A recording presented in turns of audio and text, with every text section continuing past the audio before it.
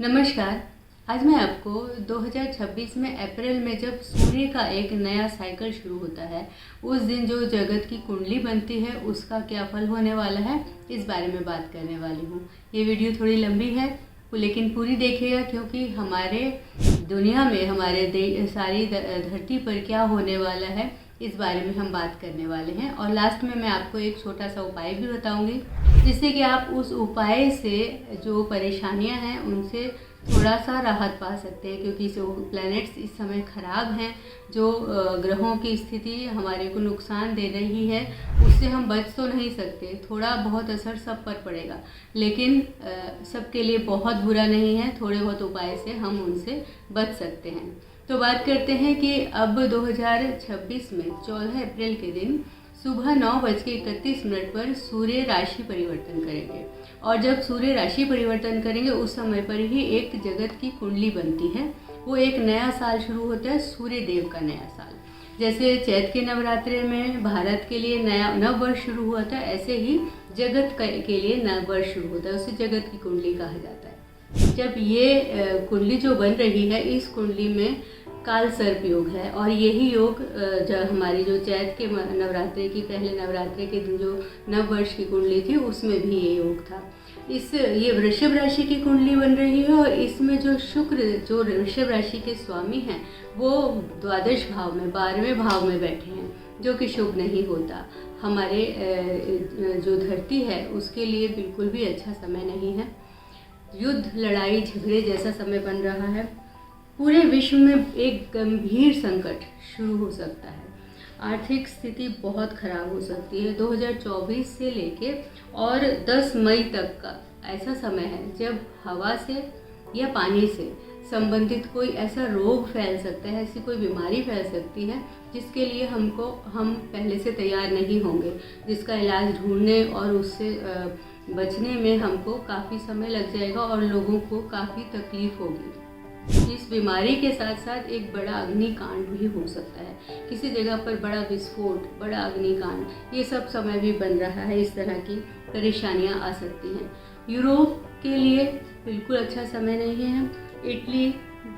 Italy, France, ये सारे जो देश हैं, इन लगभग पूरी धरती के लिए ही आर्थिक तंगी का बहुत बड़ा समय बन रहा है। ऐसा हो सकता है कि पूरी दुनिया में एक आर्थिक तंगी का दौर शुरू हो जाए।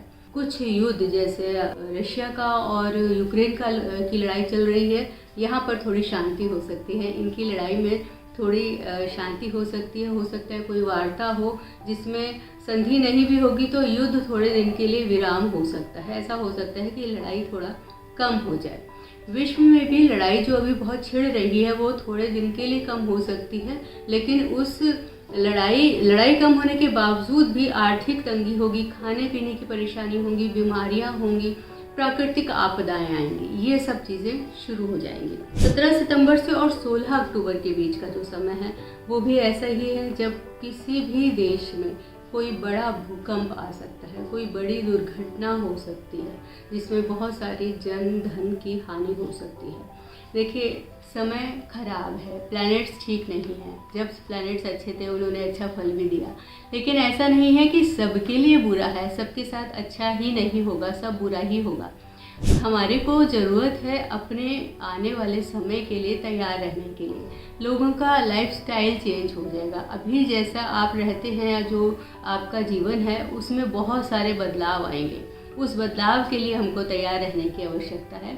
ऐसा नहीं है कि ज़िंदगी ख़त्म हो जाएगी, धरती में से लोग ख़त्म हो जाएंगे, लेकिन मौसम बदल जाएगा, अनाज उगने के ढंग समय बदल जाएंगे। बहुत सारा एक बड़ा बदलाव आने वाले 2-3 साल एक बड़े बदलाव के लिए हमको तैयार करेंगे, और उसके बाद हमारी जो लाइफ है वो काफ़ी बदल जाएगी। तो इस बदलाव के लिए तैयार रहना है, और पूजा, मंत्र, पाठ जो भी आप रोज़ करते हैं उसे ज़रूर करें। इसके साथ साथ पॉजिटिव रहें, एक दूसरे के लिए हेल्प करने की इच्छा रखेंगे ना, तो हमारे को भी भगवान से हेल्प मिलेगी।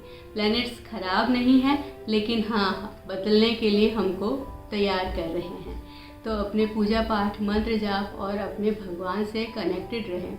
और हो सके तो धरती से, क्योंकि हमारे को मंत्र जाप और जो भी पूजा करनी है उसका संबंध मंगल से हो, 5 तत्वों से हो, मेडिटेशन से हो तो बहुत अच्छा है। तो हो सके तो रोज़ मंत्र जाप करें, मंगल ग्रह से संबंधित मंत्र जाप करें, 5 तत्वों के मंत्र जाप करें।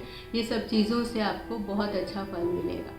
मेरी अगर वीडियो आपको पसंद आती है तो आगे लाइक करें, शेयर करें। नमस्कार।